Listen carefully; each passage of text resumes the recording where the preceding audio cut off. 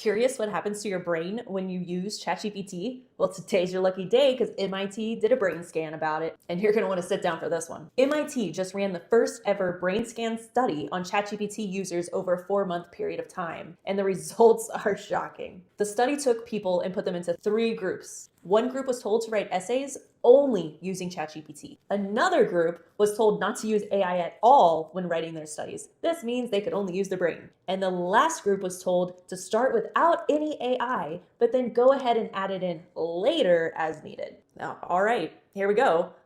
Over 80% of people who used only ChatGPT to write essays could not recall or remember a single sentence that they wrote in their essay that they only wrote minutes ago. While the other group that only used their brains to write their essays could recall what they wrote with no problem. But the brain scans themselves were even more wild. The group that only used ChatGPT to write their essays experienced a massive drop in brain connectivity. There was a 47% decrease. Okay, but it gets worse. Hold on to your britches. What's even more terrifying than that, even after those users stopped using ChatGPT, their brains remained underactive.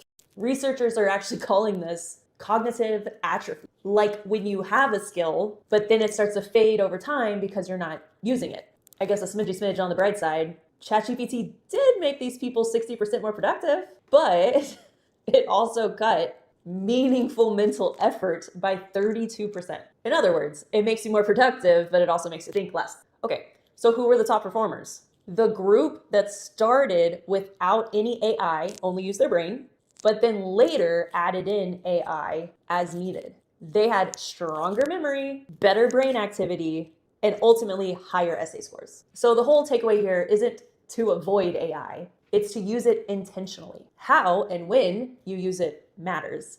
Follow me for more AI tips.